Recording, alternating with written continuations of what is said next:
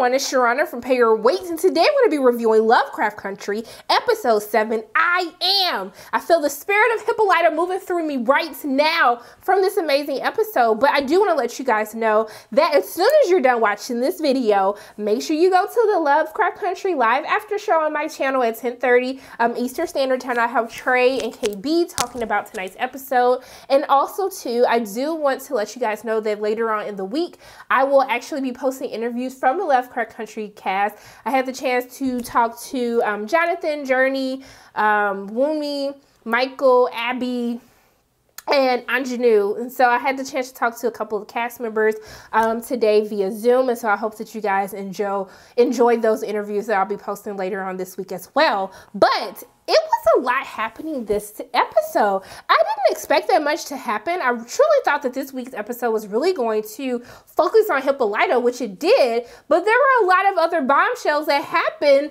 throughout the course of this week's episode, I Am. And so first, I actually do want to talk about Ruby and Christina, William, whatever you guys want to call them, Wilstina, however you want to say their names. But we do get a little bit more answers. So we know from last week's episode, or episode 5, that Christina is William.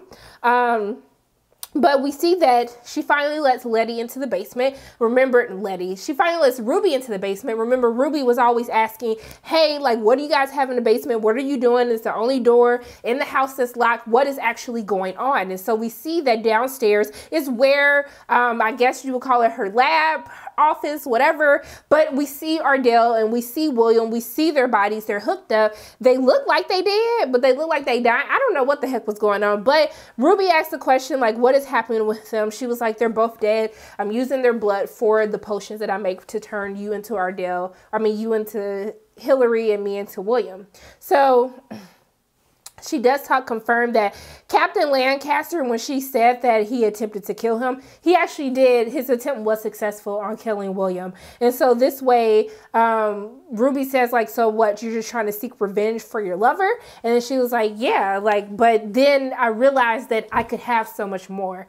And so Christina is really coming into her power and understanding that really, like, the beginning of her journey, the beginning of this mission was really a child's game. And now she's understanding her power as a woman. Her power as an adult is not just about gaining her father's approval or being in the ancient order of the Dawn. It's so much more than that. And so that's what Christina is actually starting to realize at this point in time. And so essentially she tells her that she seduced William so he could teach her magic because her father would not do it. Her father wouldn't teach her anything. It goes against the rules because she was born a woman. And so I find it interesting that she does tell Ruby that everything she said as William, that she herself as Christina meant that. And so I think that's very important for her to say because, you know, Ruby was in her feelings, like, so you was just gassing me up, just telling me all this, like, you go give me the world and this and that just to get me to do your bidding. And she was just like, no, that's not true. Like, everything I've been saying, like, I truly mean that and I truly believe it. And so I think it's interesting because she's really leading Ruby down this dangerous path, right? Even though she empowers both Ruby and Letty, and the chances where she gets to interact with them, it's almost as if she forgets her privilege as a white woman and the privilege that she can do things without consequence. But that doesn't necessarily work for Letty and Ruby, who are black women, right? And so I still don't know if there's any any consequences from what she does at the end of episode 5. Like, we still don't know that. And so this is this dangerous path that Ruby has gone on with Christina. And I don't know if she, like, after hearing what Christina said to her, does she have feelings for her or whatnot? I don't know what's going to happen, but I think that is not going to end well for Ruby, whatever it may be. But we do see that Ruby ends up being asked by Hippolyta to watch Diana when she goes on a trip, and she obliges. She watches Diana, and then when we see Letty and her interact, baby, that stare down that Ruby gave Letty, I said, honey, she looked you up and down like you are the dirt beneath my shoe. I was just like, she's still mad at you, boo. Like, I don't know how you're going to get out of that, but I was just like, wow. But I do want to kind of switch gears and talk about Montrose, because this was another bombshell that I didn't think was going to happen in episode 7, but we see that the episode opens up, and we see that after we kind of get introduced to where Hippolyta is going for this week's episode, we see that Montrose actually let Sammy stay the night, and I love to see it. Not only did he let Sammy stay the night, Sammy, as Montrose was saying, like, you making a big production because I let you stay the night. He's cooking him breakfast and this and that, and then he talks about how he ran into this woman, and then Montrose realizes that the woman is actually his neighbor Bernice.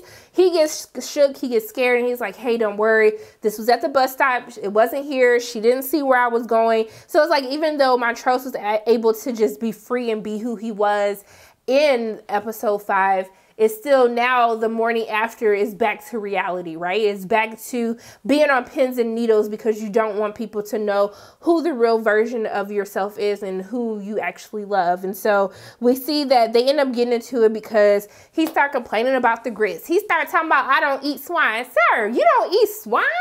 Swine is fine. What is wrong with, like, some bacon? Are you kidding me? And then I was like, if I was Sammy, I would have threw all that stuff in the trash and be like, well, starve. But I'm petty, and that's probably why I'm single. But Sammy is like, I'm done. I'm tired of this. Every time that we get close, you always want to push me away. Like, it's always some type of issue. You always try to self-sabotage this relationship, and I ain't boo-boo the fool. I ain't got to deal with this no more. I'm out. Goodbye. Have a good day. Protect your energy, okay? And stand your ground, all right? Sammy was giving us the word. Sometimes you got to stand your ground, even though it's someone you might love, you might care about them. Sometimes you just got to let them go, because I love myself more, and I love my peace of mind, and I deserve to be loved wholeheartedly, and you will respect me and treat me right, okay? Whew, I felt that in my spirit just now. Just let me take a moment, because I feel my peace being disrupted by that whole just rant just now. Okay, so Montrose basically goes to catch him before he walks out. He was like, just stay. And then Letty and Atticus are in the hallway. And I was like, OMG. I was not expecting this in episode 7.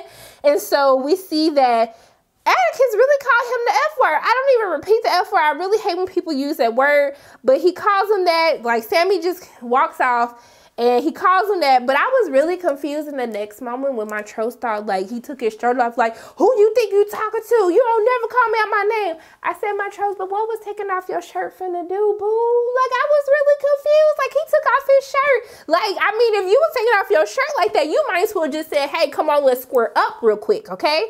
But, like, I was really confused. I was like, Montrose, what'd you take your shirt off for, sir? For what? We see your abs. Okay, we know you fit, boo. But what did you take your shirt off for? So we see that Atticus walks off. No, Atticus first asks him, hey, did mom know about this? Like, did mom know? And he was like, yes. And then, you know, Atticus just walks away. He's angry. He's upset.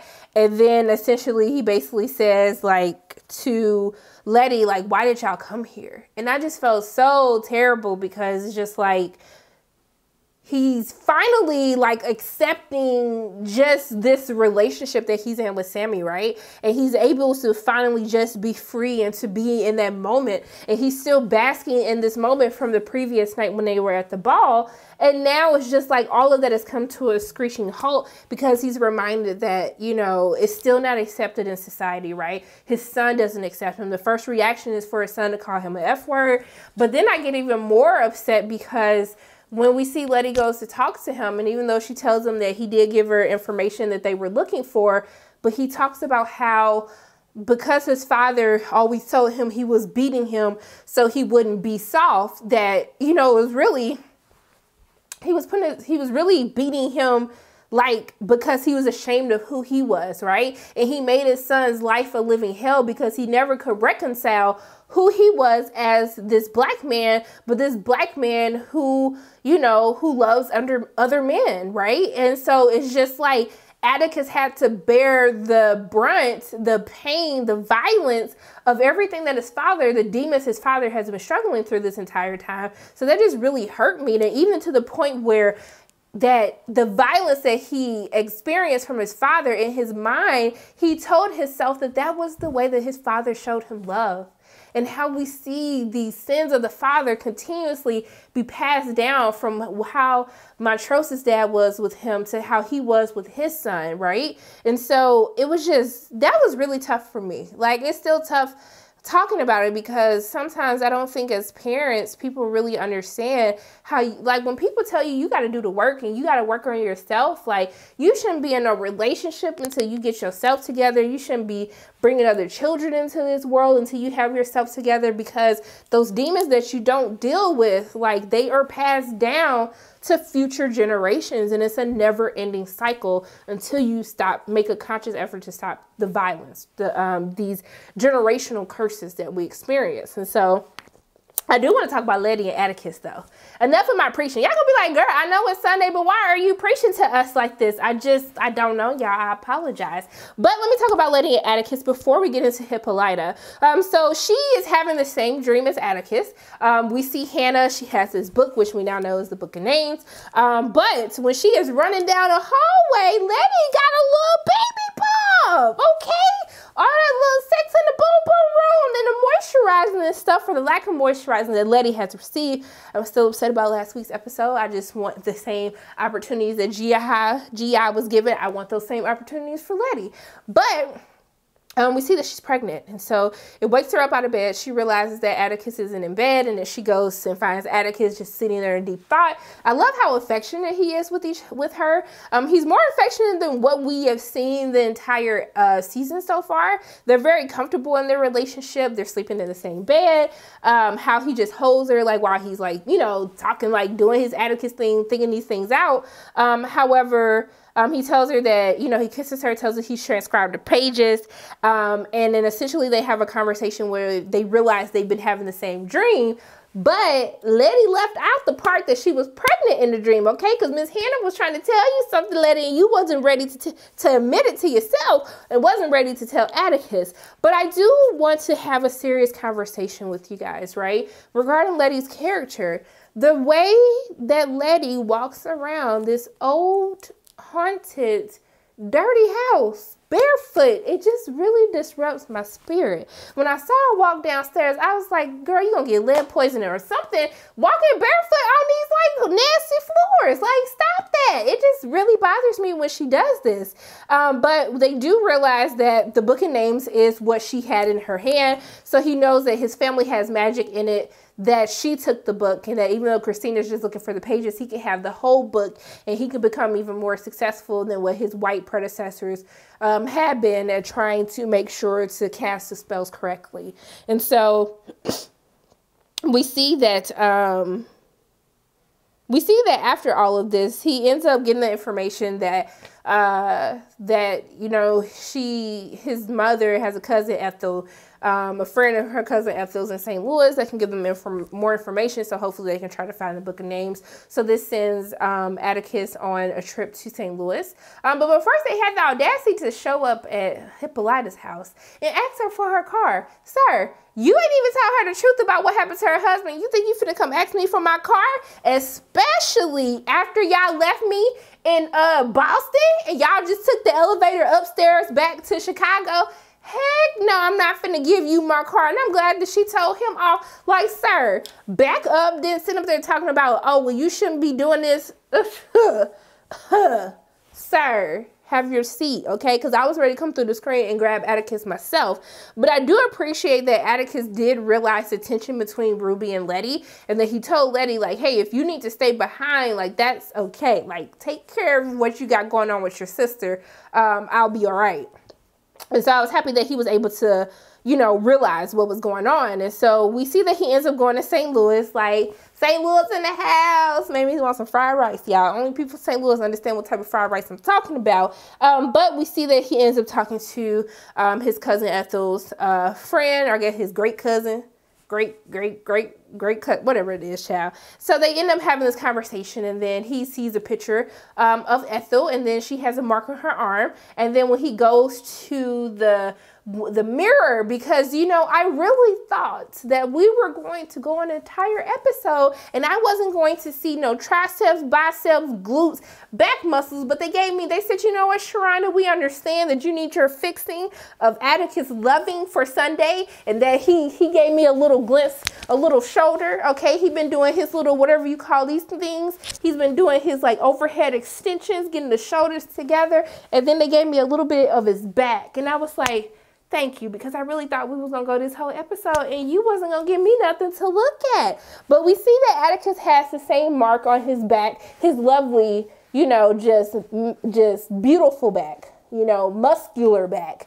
He has the same marks that his great cousin Ethel had in the picture, but he is interrupted because Letty calls and tells him that she's discovered the orrery where it is, because they've been looking for it this entire time, that Hippolyta has had it, and that they think that she is actually went on a mission to try to figure out what has happened to Uncle George and that she may be in danger. Now, I don't know, I forgot to research how far Mayfield was from St. Louis, but I was very confused how quickly he got there. I was just like, this doesn't really make sense logistically for me, but yeah, and I'll get into what happens at the end of the episode. We'll get into that a little bit later, but I do think it's important that for Letty, while she's playing games with the kids and you hear them ask like, when is Bobo coming back, because they keep getting their behind whooped by the women, that we see that she goes into the kitchen to check on Ruby, as Ruby is giving shade about her. She talking about your man that don't, he the only man on the south side that ain't got no job. When Letty's trying to pry about where she has been staying this entire time. But Ruby tells Letty to come and taste the food. And as soon as she smells it, she gets nauseous. And I was like, oh, you're nauseous, do you say? And even Ruby was like, oh, okay, well, you got Mr. Fix-It Jr. up in there, you pregnant. And so when she goes and tries to get some air and is in denial about what the obvious of what is happening, she is pregnant, okay? So that's our first baby theory, that she was going to get. The moisturizing led to some, you know, the moisturizing led to the exfoliation, and then the exfoliation just led to, we got a baby now. So yeah, I don't know what she's going to do, why she hasn't told Atticus yet. I'm sure that he won't have that crazy of a reaction to it. But I'll be interested to see what happens when she actually gives him the news. But the majority of our episode today, when we get into this whole episode of I am Hippolyta, right? We see that she has been studying the orrery in her room. And then we see that when she makes the road trip to Devon County, she sees the rubble of what has happened to the Braithwaite mansion. And then we see that she ends up finding a picture of the comic that her daughter Diana drew for her husband George. And Diana was like, Mama, look, honey, I don't think we should be here. I think we need to collect our stuff. We need to get on about our day, because this just doesn't feel safe. And I was like, thank you, because it really doesn't. And then we see that she ends up she figures out the puzzle of tilting the two planets, and then it opens up and it has a key in it where it says that every beginning is in time and every limit of extensions is in space, and it has coordinates, right? And so I'm assuming that those coordinates are what actually leads her into Mayfield at the end of the episode. And so we see that Ruby has a little attitude. I thought I was going to have to come through the TV screen and beat Ruby myself for being disrespectful, because her mom was trying to do the checklist. She was like, don't nobody care about no stupid checklist, everything in there. And I was like, hold up, Diana, who you think you talking to? Who you talking to? I felt like that was when my godsons, they be yelling at me. I'd be like, I'm sorry, do I look like Boo Boo the Food to you? Because I know you ain't yelling at me. So, but I did like that once we see that, once she gets onto the road and we see that she's listening to actually a Josephine Baker song. So they were like giving us Easter eggs as to what we were about to experience before we knew it. We see that she reaches in for some food, and we see that Diana actually did draw a comic book for her, and it really touched my soul. I was like, you know what, girl, I'm gonna forgive you for being lippy, okay? Because you did a comic for your mother, so I thought that was absolutely adorable. But we see that she arrives in Mayfield. She sees this. She sees the orrery, or this time machine that she doesn't know is a time machine yet. And so I think it's so great to just watch her talk this like scientific talk. It's just so great for this episode, or in this season as a whole, that you continuously get to see just the multi-layers of Black women, right? Black women are their girlfriends, their lovers, their wives, they're mothers, they're business owners, they are dancers, they are astrologers, you know, just this knowledge, these multi-layers of Black women that we have, and especially the Black women on this show. I just love the entire scene of her talking about all this stuff. I don't know what the heck she's talking about, but she sounded real smart doing it, honey. And I was just like, yes, honey, you better show them why black women are the most educated group in the United States. But I was just like, I was just so in awe of that entire scene. And then we see that the police ends up coming in while the machine has been turned on, and then they're asking her questions, and I'm shook for her. The police looking like, how the heck this Black woman know how to turn this machine on? And then out of nowhere, Atticus just pop up, running down the steps, jump over. I said, look at this man. Oh, you better come save me. Okay, let me stop. I said I wasn't gonna do it. I said I wasn't gonna do it today. But he comes in, he started fighting the police. Then when the police put his little raggedy paws on Hippolyta, I said, I know you lying. And then things escalated. Hippolyta shot the dude. Atticus threw the other dude in the portal. I was like, well, y'all might as well throw the dead dude. That's the main dude. Y'all needs to be throwing up in this portal somewhere. But they leave him there. And then she ends up getting stuck into the portal. And I actually really like the effects for kind of her journey through this time portal.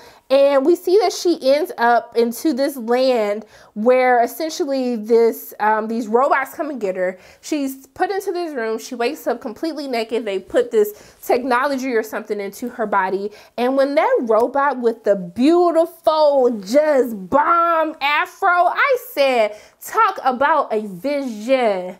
The vision I didn't know I needed to see today. But she continuously tells her that she's not in prison, but she doesn't let her out. But she asks her, who do you want and where do you want to be? And so she makes this thing, because she tried to make a break for it, but the girl came and is like, girl, what is you doing? But she makes a break for it. And then when she tells her, she says she wants to be on stage dancing with Josephine Baker. And then she was literally dancing with Josephine Baker. So I like the whole thing, how Atticus went to St. Louis. Josephine Baker was born in St. Louis. And I love this correlation between Josephine and Hippolyta. Like, we saw the correlation between G.I. and Judy Garland in last week's episode, but how Hippolyta is really thrust into this journey of time and these experiences, helping her learn more about herself. We see that she goes to dance with Josephine Baker. She's living her best life up in Paris, the city of lights, you know, listen to Frida Kahlo, like tell people about the revolution, whatever she was talking about in the episode. And then we see this conversation, the interaction that she has between Josephine Baker about how she can see like that same pain that, you know, that Josephine was dealing with. Like, she can see that Hippolyta sees that in her. And then we see that she goes to a country, because she talked about how I thought it was very interesting. And this, like, when they're having this conversation, and she says that she's finally tasting the freedom that she's never known before. Because from the Hippolyta that we're introduced to in the beginning of the episode, and when she's talking with her husband, trying to, you know, go on more trips, and how he kind of stifles her, and then how she talks about how she's become the exact Negro woman that white people have wanted her to become. And they found a way to lynch her without using a noose. And it really goes into, just as Black people, how we feel like we have to fit into this certain paradigm. Like, even for myself, like, you know, I used to not have nails, and I used to not color my hair, or not, you know, have this channel where I like to have my larger than life personality. We feel as though we're in this society that we have to stifle ourselves.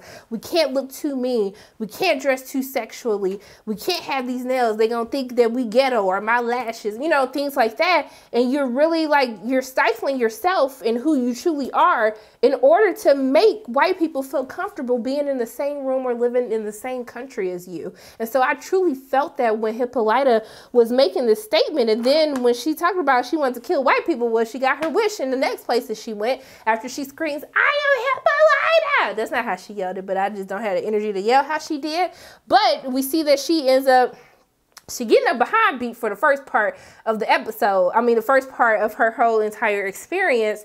But we see that she ends up defeating like their general. And I love that it was all women, and how they talk about how men, you know, they're only here to take care of kids, to cook, to clean, And I don't think they were talking about white people, but I feel like that's just universal too, just even how men feel. But I love how she gives his speech, and then they killed all these soldiers. I was like, well, you got your wish on killing white people, like you said before, but I thought it was really cool. And then we see that she says that she is Hippolyta, but she is George's. She's Hippolyta, George's wife.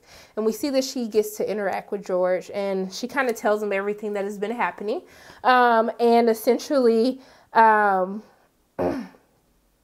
and when he tells her, like, you could have named yourself anything, but you still named yourself my wife. And that look she gave him, like, sir, what? Like, huh? I felt that. I was like, ooh, she finna tell you off, honey. But she talks about how she had to let herself shrink for him, right? One of the things that attracted her to him was the fact that he saw her personality. He saw how smart she is. He saw how curious she was. And she truly felt that he was going to embrace that, to encourage that thinking, to encourage those actions. But really, he just stifled her growth so she could become his wife, so she can become the bearer of his children, so he would know that the home is taken care of while he gets to live his life, while he gets to go on these adventures. And I think it's a very honest conversation that they get to have. I wish that they would have been able to have this conversation before he unfortunately passed away, even though she is in another dimension of time. But I just thought that I really felt that she really had to, and not like he just blatantly came out and asked her that, but he really didn't give her, we saw her trying to ask him at the beginning of the season, like, can she take trips and do this and that? And how he just really told her no. Like, he was like, I just want you to be safe. I don't want to worry about you. And we see that Atticus tries to use that same language against her, like when he's trying to ask her for the card. So I like how when they hold hands, she ends up turning into the comic book character that Diana drew for her. And so we see that they disappear to space, and then we see that there's a voiceover that's happening by Sun Ra. Sun Ra is like an American jazz like musician, composer, synthesizer player. He's really known for like this Afro futuristic like music. He's really big on the cosmos, philosophy, and the voiceover that they're giving is The Black Man in the Cosmos, which is a lecture that he gave at the University of Berkeley. And I love how it says that, you know, I'm not real, I'm just like you. You don't exist in this society, because if you did, you wouldn't be fighting for equal rights, right? Like, we consider ourselves a part of this society, a part of this culture, but every day we have to fight just to be treated like humans, to be treated like equals, to not be looked at as a threat. And I thought that was really great how he said that. And also too, later in the speech, it says, I'm actually a present sent to you by your ancestors, right? And in this entire series, the ancestors has constantly been protecting Letty, been protecting Hippolyta and Atticus and Montrose. And I just the voiceovers that they have, the poetry that they have, how it just relates so perfectly to what's happening now, but what's happening in the series as well. I just think it's absolutely fantastic. But we see that she's given the choice to stay, to be able to travel through time, but she decides that she's going to go back. Now, we don't see her actually go back. We do see that Atticus ends up he hears the police sirens coming. There's more people coming. He runs off, but we see that it seems that Atticus actually traveled back in time too. And he's holding a book that says Lovecraft Country by George Freeman. So I don't know that if Hippolyta has changed the future or the present, if Atticus went to the future or went to a different timeline and got the book from George, and he's going to know exactly how everything is going to play out. But I do know that he should have grabbed that comic, because we see that he runs out, he leaves, and we see the comic with Diana's name on it, Diana Freeman, under the dead officer. So I don't know what the heck is going to happen, but there's going to be a lot of, I don't know if the future changed or not. I'm really like, it seems like Atticus went back went into the future or something got changed in the timeline. I don't know what the heck is gonna happen, but I really enjoyed this episode. I just really love seeing Hippolyta and seeing this very smart woman who is grieving, who's mourning, but also too, she's experiencing herself for the first time. She feels free, and it's not in a selfish way of like freedom from my husband,